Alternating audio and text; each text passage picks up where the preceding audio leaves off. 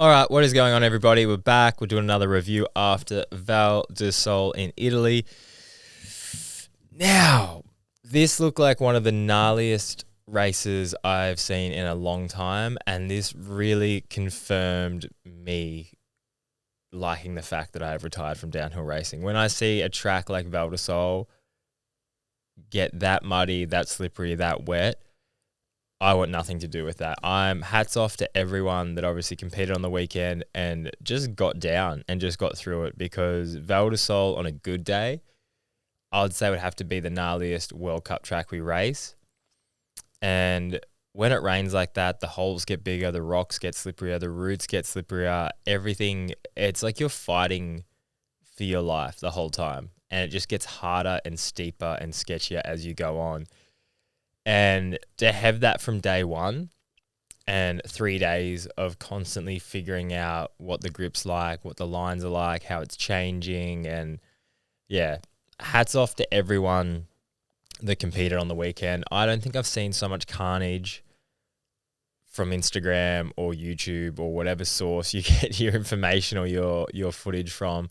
But it just seemed like everyone was just crashing constantly. And it was just a bit of a battlefield of people and bikes and people getting taken out by bikes. And yeah, it was one of those races where you can really see the riders that can stand out and are just mentally so strong and can just push through the whole weekend. But it was interesting to see that it was that bad that Eddie Masters actually didn't even try and race. Like that, for example, one of the best riders in the world just said, and obviously he's got the enduro to focus on. That's his main focus at the moment, so he doesn't have to be doing this. But to have a rider of that caliber just go, I'm just going to sit out and watch because I don't want to risk getting hurt. We saw people break collarbones. We saw people end seasons, like Jordan Williams. I think Chris Canning, I think he did his shoulder. Can't think of the other ones now, but there's a lot of riders. I just kept seeing like, my season's over, this is done. ACLs, legs, knees, bit of everything. So it was taking bodies left, right, and center.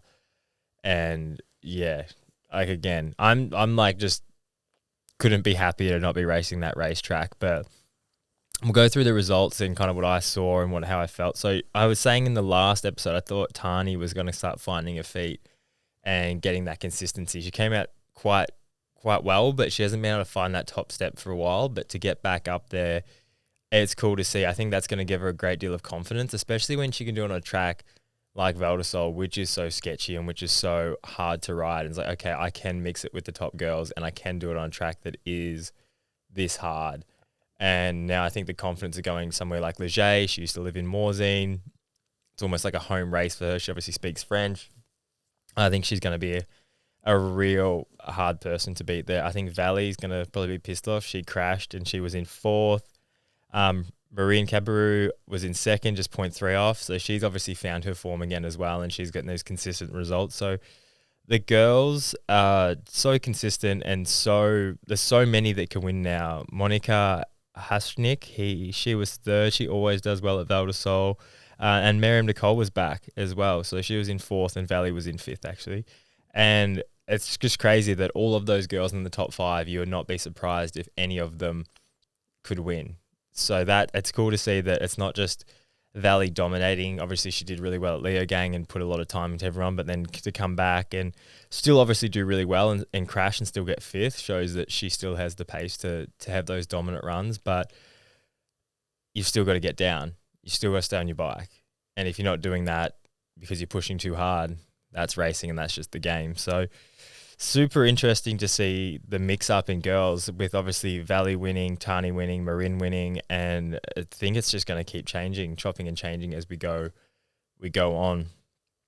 In the men's, I'm actually going to do a separate video as well, just talking about the Almarie thing, so I'm not going to go too much into it on this one, but the man's a machine. Like, the man is an absolute machine. He got the win for almost 5 seconds up on Dakota, which...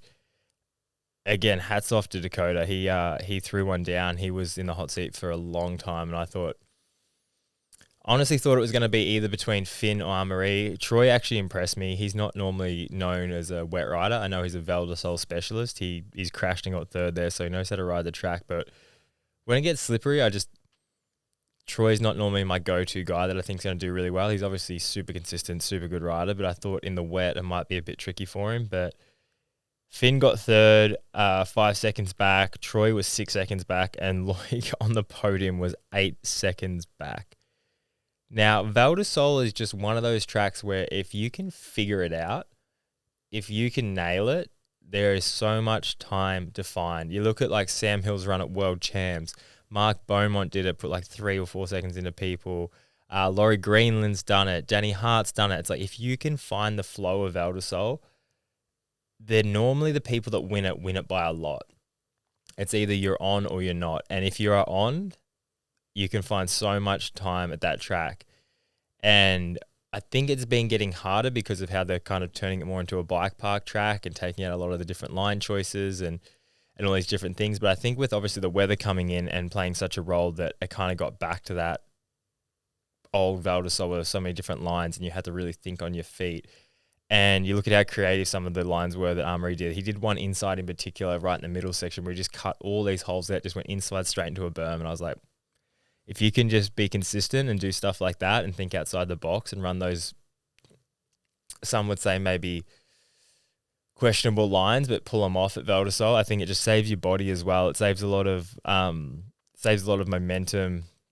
Fatigue, and then you can keep the momentum. But it's one of those seasons where you just kind of like, again, you don't know who's actually going to win it in the elite, all the elite women. We heard Ronan Dunn was in 5th. He had a few sketchy moments, but when doesn't he? Ocean O'Callaghan was in 7th. The 2 Irish boys just consistently now in the top 10, if not battling for wins or podiums. They're just always there. I was really impressed with Dylan Maples as well to get in 8th. Now, he's obviously was a fill-in rider for that team last year, and now sorry about that, was a fill-in rider, and now obviously finding his feet as well and getting consistent rides. Lucas Shaw, again, consistent.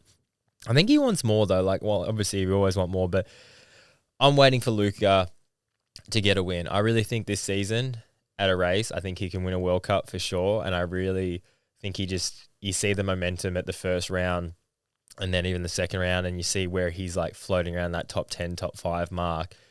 I just think he needs a good day, good qualifier, and then can just lay one down and get a win. I really think Luke is going to be on for one. Danny Hart was in 10th, which is good for him. He's been kind of a bit of a struggle to the start of the year. Obviously, new bike, new team, new everything. Andreas Kobe was 11th. Thibaut Japella was 12th. Jacob Jewett was 13th. That's good to see him laying one down.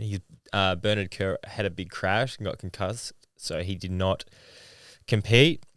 Charlie Hatton, I think I saw a post that he's looking for more. I think wearing those stripes has definitely got to add a little bit more pressure onto your shoulders, but he's been good results. Like 14th's not bad, but I think, he wants that little bit more. Greg Williamson, consistent still in 15th. He's kind of getting back up there. Deontay Silva was in 16th. Benoit Coulant was in 17th. I think he had a really big moment at one point, but Loris Verger, he had a really big moment. He almost went down right at the top, and then he just couldn't pull it back after that. But yeah, there's Ollie Davis, unfortunately, had a big crash. We did see Greg Menard back in the mix, though, which is cool to see. Where he managed to get into the finals, which is good. Hopefully they build some confidence going to Leger. We also had Richie Rude coming over from the Enduro Racing. He ended up being 22nd, which is not bad for a little hobbyist downhill racer that just wants to come over and compete on the hardest track in the hardest conditions and still get almost the top 20 result. It shows you that he's just a strong, good bike rider. So it has been awesome to see so far how mixed up the results are in both the men and the women. And I think it's just going to be that way for the rest of the year. I'm super excited to see how Leger pans out. Hopefully it's a dry race. Hopefully we don't get it's just tricky because these tracks, they change so much with the weather. Like it's like the European, especially European summer, where you get the thunderstorms, and it changes the track so much from when you go down with having these big gaps between riders. If you start early compared to later, like your whole day can be ruined, and vice versa. Like you've seen at Leger so many times that it will rain halfway through finals and just destroy the track for the last guy. So I really hope we have a consistent race where everyone is in the exact same boat and it doesn't actually affect people in a negative way. But yeah, sorry, this one's a bit rushed, but I'm going to do another video as well. I just want to talk about the Armory thing because what he's done is pretty incredible. So I'm going to do a separate video talking just about that and go a bit more in depth than what I saw there. But yeah, this was a bit of a quick, fast review, but yeah, that was so scary. And hats off to everyone that raced. Thank you.